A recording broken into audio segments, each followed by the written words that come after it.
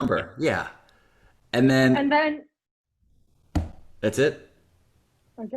We just like I don't like turn the camera off or it's not like okay that it's just like all right, that's our suggestions Oh, this and then we go for, I look about for about I look for an out at about 10 minutes in. okay. And then I like to have a little conversation after just about like, hey, how'd you get into improv kind of stuff? Okay, cool. And then yeah, and that's about it. And I'll also ask if there's a way people like if they want to get a hold of you or like take a class or like follow you on social media, whatever it is. I'll ask about that too. So just a little short combo. Cool. Here we go. Hey. Bum, bum, bum. My friend, we have one, two, we have 109 suggestions. We have to do all of them. No, no, no. Pick a number. Ooh. Pick a number 1 to 109. Ooh, I like the number 79.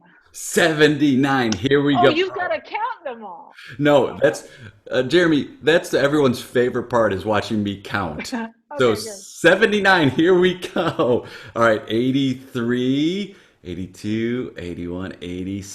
79. You're so Um, smart. You're I mean, going backwards.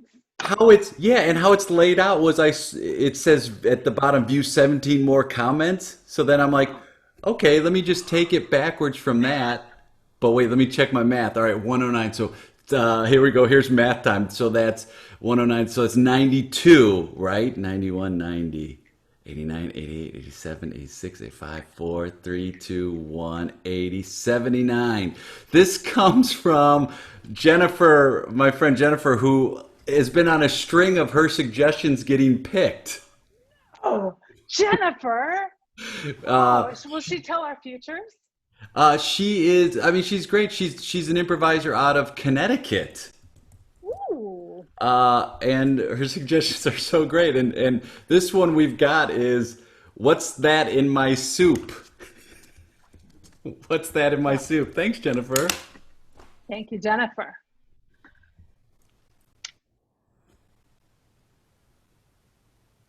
Now, I'm not going to tell you because I specifically made this as a surprise for Okay. you. Okay. Yeah. Wait, let me get my. I've got to get my kerchief. Hold on. Yes. It's my favorite part of our soup tradition. Ah, got it. Here we go. Now, um, I'm not saying I'm not excited about it. So, Oh, I've got a, you got a new one. got a new one. Look, I got a new kerchief. Wow. He's phenomenal. Yeah. I'm just gonna eat it. I'm just gonna dig in. Yes. Just try it. Yeah. Here we go. Okay.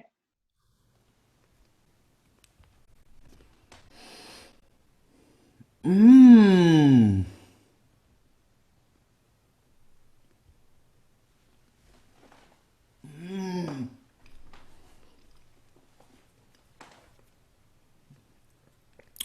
It's salty and sweet at the same time. It's really What? good.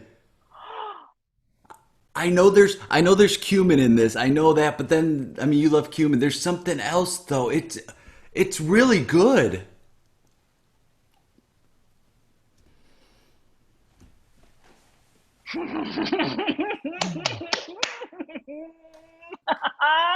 It's a flavor. I mean, and I don't mean to sound like a foodie or anything, but it's like a flavor explosion. It's really good. Like there's this after, like you think you're done, and then another taste hits you right there. Yeah. Oh, Jennifer, this is amazing.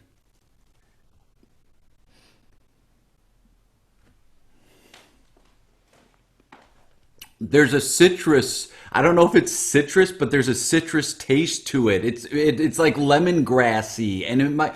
I don't know if it is lemongrass, but it tastes really good. I mean, this is a meal in a bowl. You've done it. Yes. Uh, I don't want to call into question your palate. It's Okay, yeah, yeah, it's yeah. citrus notes, yes, not lemongrass. Mm, Do you want me to tell you? I yeah, yeah, yeah, yeah. barberry, barberry berries, That's what that is. citrusy, acidic, plays off the cumin, I mean, it just, light, hits the back of your throat. this is soup to die for. This is really good. Jennifer, I'm not kidding. Like this is the best soup I think I've ever had. Like you've outdone yourself this time. Better than the peanut butter soup. In a way, I'm like, I don't want to compare soups because they're like kids, but in a way, I'm like, this is like this. You've really outdone yourself, and I want to thank you for not telling me what it is first, because I feel like if you had told me what was in the soup, that I'd be more hesitant to try it. And the fact that like I know whatever I'm going to have is good, so thank you. Like this is, it's like I can't get enough of this soup. It's like addictive. Yeah, I think so too. Uh,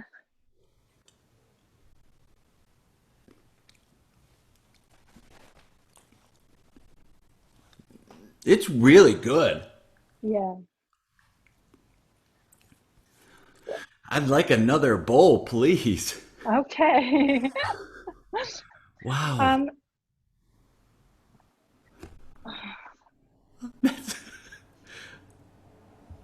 Oh, man. here you And it's like it's hot but not too hot. That's it's you made the right choice. You made the right choice to follow your dreams. And I mean, you are supposed to make soup. And I was crazy for saying nobody would is going to go to a place that just serves soup, but like this is a niche and it's tremendous. It's yes, yes, yes, yes.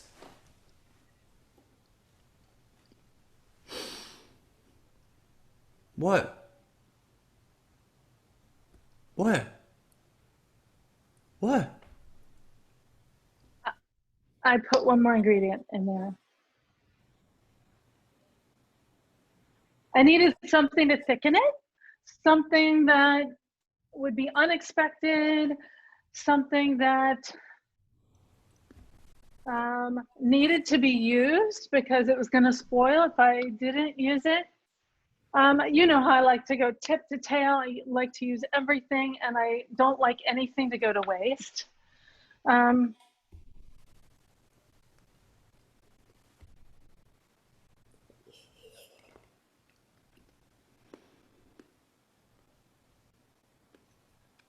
It doesn't taste like it's dairy, but it might be dairy. I don't, with the mixture of the ingredients, it might be dairy. It's some sort of dairy product. just remember how much you enjoy it, okay? I let me tell you something, Jennifer. You could tell me that you put something in here, it doesn't matter what it is, and I would still enjoy it. It's like when, you have a hot dog Yeah. and then it's like don't show what's in the hot dog. It's like I've seen on videos of them making hot dogs. I still like the hot dog, okay? Right. So, Okay. Um, yeah, yeah, yeah. so, Greg, as I was making the soup, Chester came wandering through, and he jumped up on the counter just as I was shoop,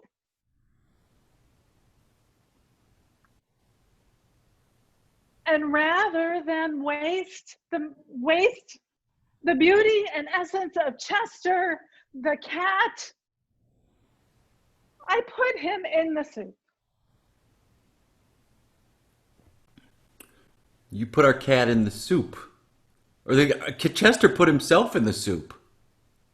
It's kind of like he wanted to be in the soup because he walked right under that knife just as like shoop.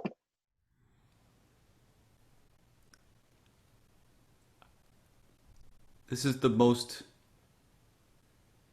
beautiful way we could have honored Chester is by having him be a part of a wonderful feast. He loved to eat. And every time we would eat, he would curl up at our feet. And are you kidding me? Now there's a little bit of Chester in this soup? That's the most thoughtful thing I think you've ever done. You could have tried to take out Chester and saved his life, but no, you let Chester be a part of this. I mean, really, there was no saving his life. I just chopped his head right off. But, and yeah, I, Yeah. I just can't believe you're being so generous. Why am I saying that? You are the most generous. That's, that's why I love you. Honestly, That's why I I, love you. You took a risk. You took a big risk. You quit your job. You're like, no longer am I going to be an attorney. You're like, I'm going to follow my passion. And at yeah, first I doubted it, but I can't doubt you anymore. I mean, this is beautiful. Greg, thank you. Thank you, Chester. We love you so much. You always be a part of us. He's in our essence now. Yes. We're honoring Chester's spirit.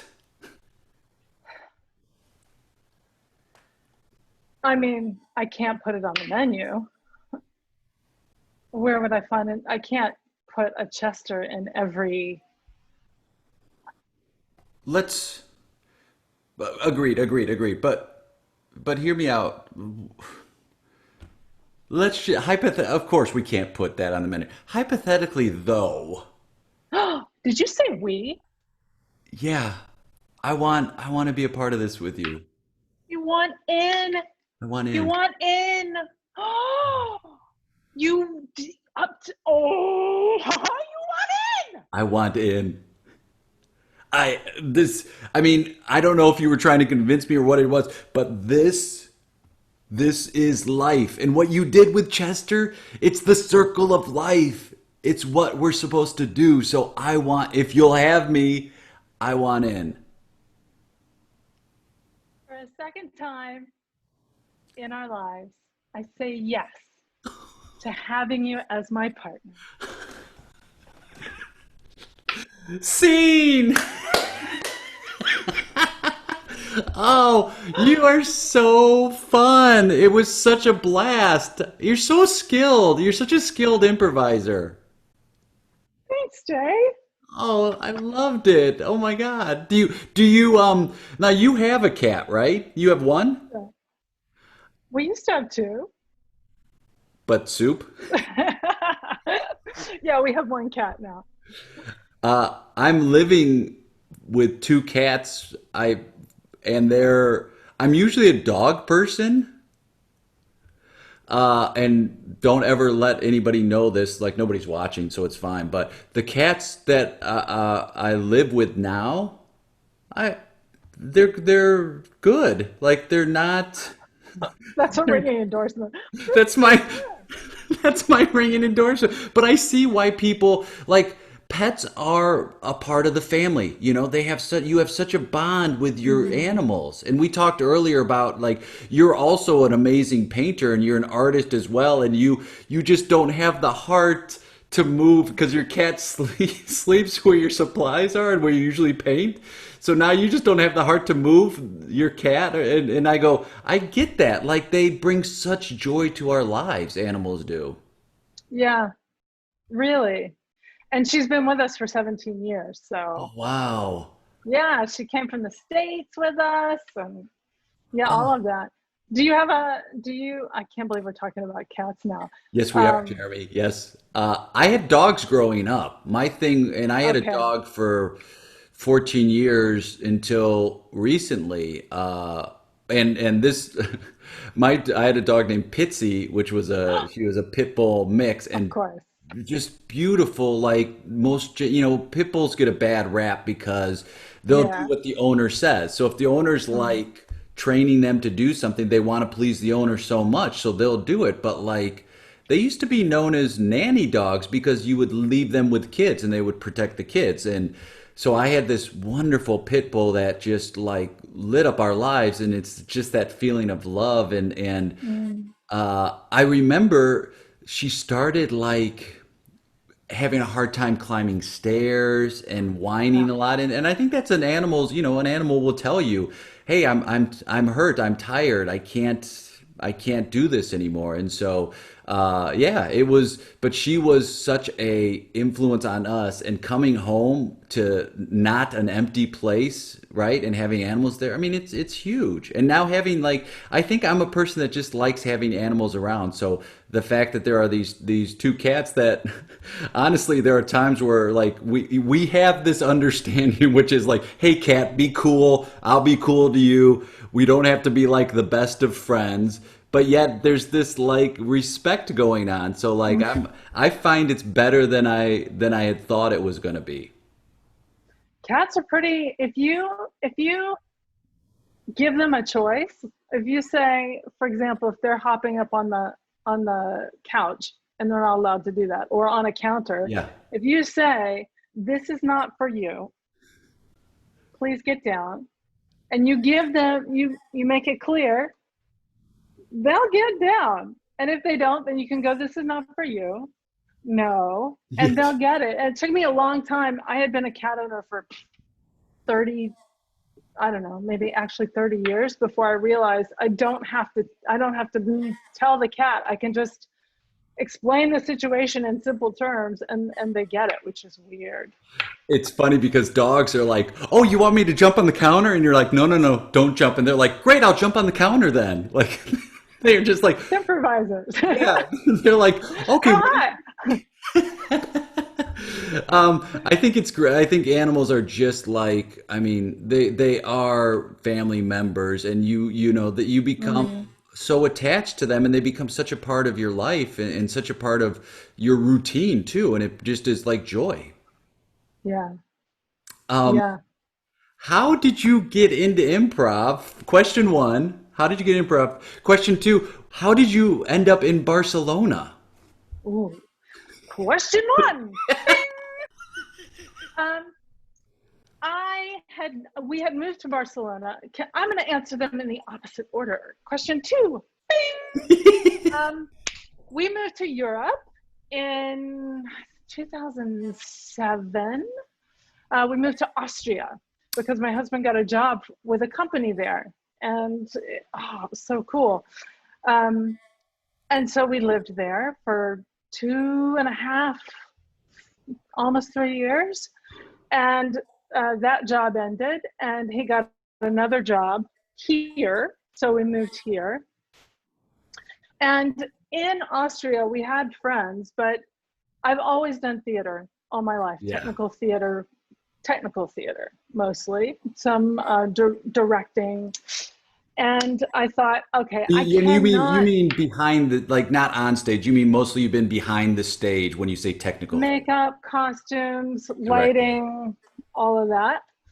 Um, Directing, producing, like putting stuff together. So I was like, okay, I have to get involved in something. Let me see what English speaking theaters there are. And so I started volunteering for this great community theater here called Jocular Theater. And then through an actor there, I discovered the Barcelona Improv Group had open workshops. A year later, ding, number one, I went to my first open workshop on a Sunday in a park. And Matthew Watson Jones was my very first teacher. Oh, Yeah. And it was super fun. It was really, really fun. And I just kept going to Sundays. And then they started having classes. This was way back at the beginning. So I took their very first class and I didn't really get it. So I took the 101 again. And then shortly, towards the end of that class, they asked me to join the group. And so I started rehearsing with them and learning short form and long form and all of that. I think it's great that like you made the choice to take the class again. I think that a lot of times people feel like there's this progression and they don't feel comfortable enough. I've had a couple students recently, like back in the when we were in person, who would talk to me after a 101 and say, "Oh, I think I'm going to take it again." And at first I was like, "Oh, I maybe it was me." And it's like, no, they just didn't feel comfortable enough moving forward, or they had so much fun they're like, I just want to repeat that process. So I think it's great when people go, I'm going to retake the class. I don't think it's a sign at all of like, somebody's ability. I think it's like the comfort level. So the fact you took it again was great. I took I took every class that they gave twice Yes. because I'm a bit of a slow learner. Really, like it takes a while for concepts to really sort of trickle Yeah. down. Yeah. And part of that thing too is like learning you're not going to die on stage. Like, Oh, isn't it funny that we yeah. place these high stakes on make believe? We're doing it every day in conversations where we don't know what we're going to say next. Well, hopefully we're not planning ahead. Hopefully we're not one of those people, but we don't know what we're going to say in a conversation. And yeah, when we were kids, God. so easy. I mean, I watch my kids. I have a 5-year-old and 7-year-old, and watching them, like watching kids in a state of play, they care about nothing other than right now. They're just like right now, including the fact they'll be like, oh, let's do this other thing. Like, let's switch it up. And I think if you really want to be a good performer, a good improviser, do a bunch of shows in front of kids because they'll also say things like, we're bored, do something else. Like they have no problem because they're so stuck in the moment. And like we get saddled with so many things that we're regretting what we did and we're so afraid of the future, and it's like we forget like everything boils down to moment, and it gives you that sense of like play. And I think the more you do it, it's like a muscle, and you go, I'm gonna survive at the end of this. Yeah.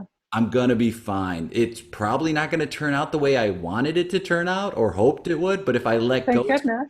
yeah, it'll be better if you let go. It'll be better than you Yeah. can imagine. So staying in the moment is so key for us. I started uh, taking workshops from Patty Stiles and like Johnstonian improvisers a few years back. And they do something that is so inspiring, which is if a scene's not going well, they'll just turn to the audience and say, well, this isn't going very well. What would you like to see happen next? Oh yeah. Or say to their partner, yeah, okay, we've flubbed this. How, what would you like to try next? Like, Yes. and maybe I'm misrepresenting that because I haven't come up in the Johnsonian tradition, but it's something that I really love, and more am interested in following that idea of what is interesting the audience. Like, I don't think we should be held I don't think we should be held captive by the audience. We should have that freedom to kind of follow where we want to go. And they've paid money. Well, They're there. yes. We're there for them. Yeah. We're building something together with them. How can we make that a really engaging experience and include them? I think too many improvisers ignore the audience, to be honest. I think too many of them go like, "Oh, they didn't get it. They don't understand." It's like, "No, no, no, no, no. They're paying you, if nothing else, their time, sometimes their money. They are there because they want to see you do well. Like they're there on your side. They also, I think, enjoy watching the struggle too. Like when you're playing a short Yes. form game and you are just sucking at it and you can't do it. They love watching that struggle. And too many times we get offended by that or we take it as a personal failure, and that's when like those bad moves to me come out. And if you just go, you recognize with the audience like, yep, that was not what we had hoped for, that could not have gone worse. I think it adds that element of we're all in it together, which we sometimes forget when we go, oh, us against the audience. Like, I just don't, I don't buy that thing. I'm like, be a stand-up then. Don't be an improviser because you're asking them to be a part of the show with you. So acknowledge those Yeah. moments when you're like, yeah, you're watching something not succeed. I mean, those to me are the most fun, is trying to do a short form game and you're like, this is not ever, this 3 minute scene can't end soon enough because we're never gonna get it right. It's, and then when you just give into that, it's so fun. Yes. And you're just like, I know a guy, Brian Shortall, he'll be doing object work poorly. And he'll just go like, he'll be like smoking it, drinking coffee, and it'll be bad. And he'll just go like this. He'll go like this. Like he'll just drive. He'll just be like, well, that's gone now. So I think embracing that failure, because it's a moment with the audience, and when you all discover it, it leads to that true joy. Yeah, But we forget, for you know, and sure. I guess that comes sometimes either with you, it's born, you just have this innate sense, or experience can help you do that, where you've done enough shows and scenes where you're like, oh, not every scene's going to be amazing. I just have to keep doing it. Just build up that muscle to keep doing it. Yeah, I mean, I think maybe this idea of a scene has to be amazing. Jill Bernard, I heard Jill Bernard say once that she had seen, oh gosh, I can't remember the game. Maybe it was forward and reverse or something like Yes. that. Sorry, Jill, if I'm getting it wrong. But that she had seen a high school group perform this game really horribly, but they had so much fun doing it and they were enjoying it. They were loving doing it. And then she saw a professional group do it and they were perfect. They were just perfect. But there was no heart to it. And Yeah. she was like, I'm paraphrasing. She was like, I'd rather watch the high school group 1,000 times. Yes, for sure. And Because, it's true. How many times have you seen like a perfect Herald and you're like, or something that achieved the form and you're like, they had no heart to it. You mm, nailed the technical aspect of it. And I've seen a guy named Dave Sill guess for three things, which is a blind guessing game. So you leave the room and then you come back in, and there are three activities that your teammates have to get you to guess, but you can only use mime and gibberish. You can't use English. I yeah. saw this guy, and I've done that game where it's five things and done it in 5 minutes. Like, really nailed it. It was very fun. I saw him do a three things that was 28 minutes. And What? it was, but the audience, everybody was just laughing because he had a smile on his face and he was guessing. He knew he was going to be wrong, but he was just guessing with such enthusiasm. And everybody in the room knew what the thing was but him. And you were watching his teammates just get so frustrated with him, but in a playful way, that you could have Okay. watched that for an hour instead of like this, like you're talking about, like just nailing it and robotically doing it. So having that heart and having that moment to be able to fail, I agree with Jill. It's like I would watch that high school group 10 out of 10 times rather than a group that's just going through the motions and having no fun with it. Yeah.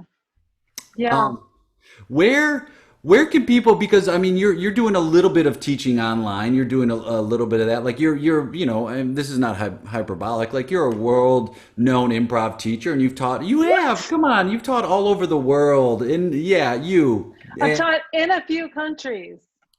Thank you, okay. Jill. That's very generous. But it's true.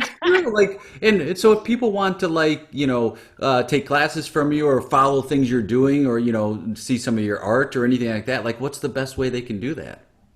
You can find me on Facebook at Jeremie, Jeremie, DayGlider, DayGlider. Same for Instagram, Jeremie DayGlider. Um, and BarcelonaImprovGroup.com. We have classes going through the summer. It's a little less in August because we're European now. We take August off. Seriously. Yeah. And in October, for sure, I'll be teaching at the Dramatic Improv Festival online in Chicago. Oh, So, that's awesome. And it's a great festival. Yeah, Tony runs that usually in Chicago, but now they're able to have so many people from all over the world. So like that's yeah, one of the positives that's come out of this. yeah, he's been really great, and the list of teachers is really fantastic. Ah, well, Jeremy, my friend, you are the best. You just like every time I see you and talk to you, it's just smiles, and I really appreciate you. And thank you so much for taking time out to play with me today. I can't wait to do it again in person or virtual.